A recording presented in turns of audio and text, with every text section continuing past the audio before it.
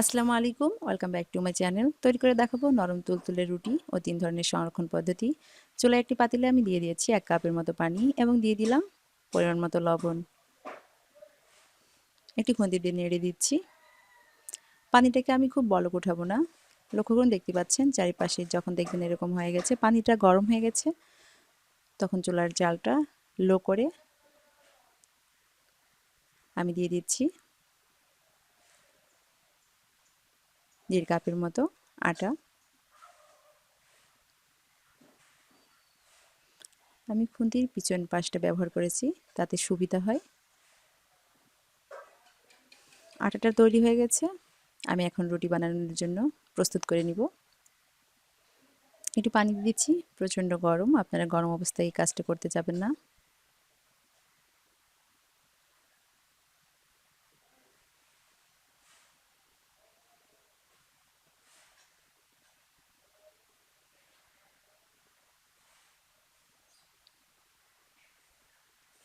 আমি দিয়ে দিচ্ছি খুব সামান্য পরিমাণ তেল, 1 চা চামচের মতো,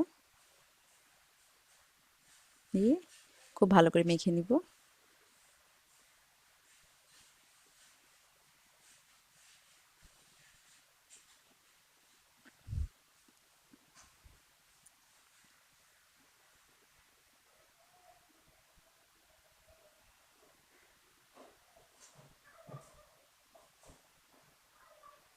ডোটা একদম রেডি হয়ে গেছে। আমি অর্ধেকটা নিয়ে নিয়েছি।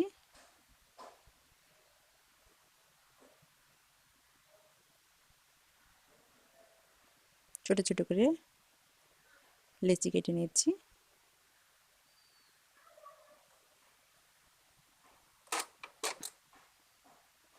এখন এই রুটি আপনাদেরকে বেলে দেখাচ্ছি। কিছুটা আটা ছিটিয়ে দিচ্ছি।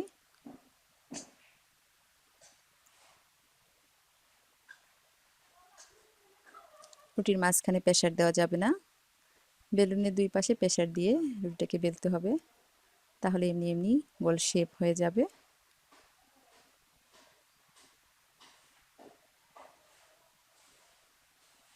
এ পর্যায়ে আরও একটু আটা দিয়ে দিচ্ছি।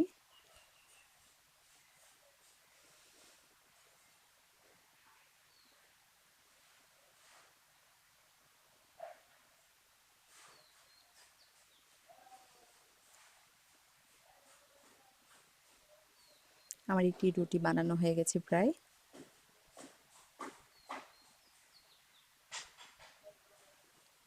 একটি পাত্রে রেখে দিচ্ছি। আমি আরও একটি রুটি আপনাদেরকে করে দেখাবো।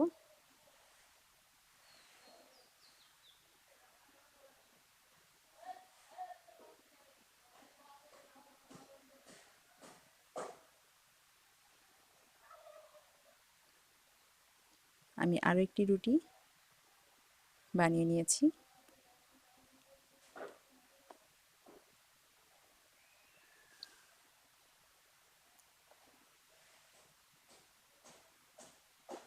সবগুলো রুটি বানানো হয়ে গেছে। আমি এখন দেখাবো রুটিগুলোকে কিভাবে সংরক্ষণ করে রাখতে হয়। এখানে আমি একটি বড় প্লেট নিয়েছি, দিয়ে দিয়েছি পলি ব্যাগ। পলি ব্যাগটাকে রুটির সাইজ করে কেটে নিয়েছি। একটি রুটি দিয়ে দিচ্ছি, আমি এর উপরে আরেকটি পলি ব্যাগ দিয়ে দিব। এভাবে করে আমি সবগুলো রুটি সাজিয়ে নিব। এইভাবে আপনি নর্মাল ফ্রিজে রাখলে 1-2 সপ্তাহের মতো রাখতে পারবেন।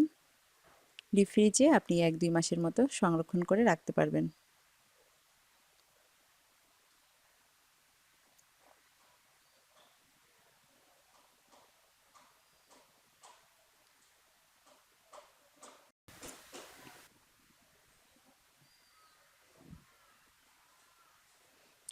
সবগুলো রুটি আমি একটি একটি করে সাজিয়ে রেডি করে নিয়েছি।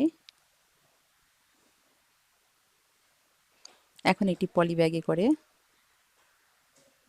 আমি এইভাবে ফ্রিজে রেখে দিব। আপনারা চাইলে একটি পাত্রে ভরে রাখতে পারেন, সেটা আরও বেশি ভালো হবে। সবসময় হাতের কাছে পলি ব্যাগ পাওয়া যায় না, কিন্তু এরকম পেপার আমাদের হাতের কাছে সবসময় থাকে। দেখাচ্ছি কীভাবে পেপারে রুটি সংরক্ষণ করে রাখতে হয়। আমি একটি রুটি দিয়ে দিয়েছি, এবার পেপারটা দিয়ে দিলাম।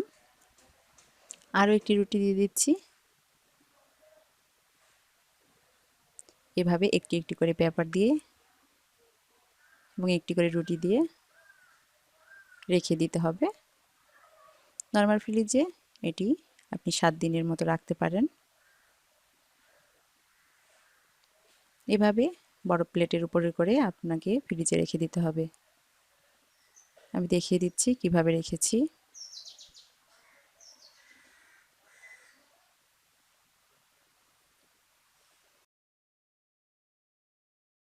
চুলায় একটি প্যান বসিয়েছি। 3 নম্বর পদ্ধতিটা দেখিয়ে দিব। আমি একটি রুটি দিয়ে দিয়েছি প্যানের উপরে। প্যানটাকে অবশ্যই গরম হতে হবে। আমি রুটিটা ঠিক ভেজে নিব না, জাস্ট একটু গরম হলে ভিজা ভাবটা চলে গেলে আমি রুটিটাকে উল্টিয়ে দিব। 10 সেকেন্ডের মতো করে রাখবো।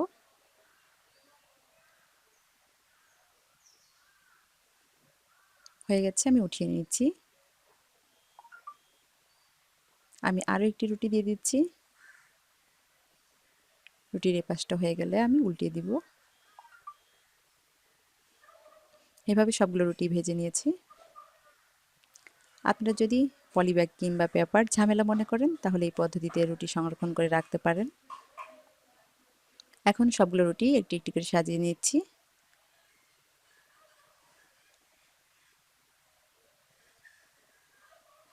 এখন একটি পলিব্যাগে করে আমি ফ্রিজে রেখে দিব।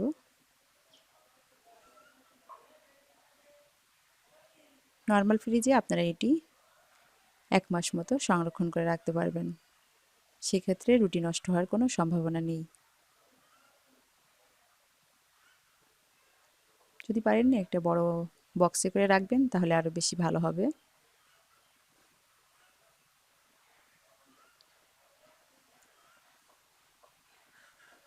আমি ফ্রোজেন করা একটি রুটি আপনাদেরকে এখন ছেঁকে দেখাবো। আমি 7 দিন আগে রেখেছিলাম।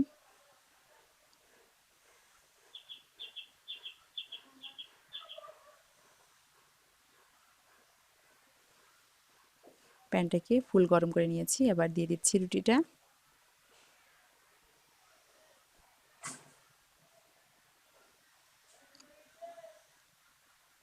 রুটিটা চুলার জালটা লো করে রাখতে হবে, না হলে রুটিটা নিচ থেকে পুড়ে যেতে পারে। উল্টে দিচ্ছি। ফ্রোজেন করা রুটি 100% ফুলবে না।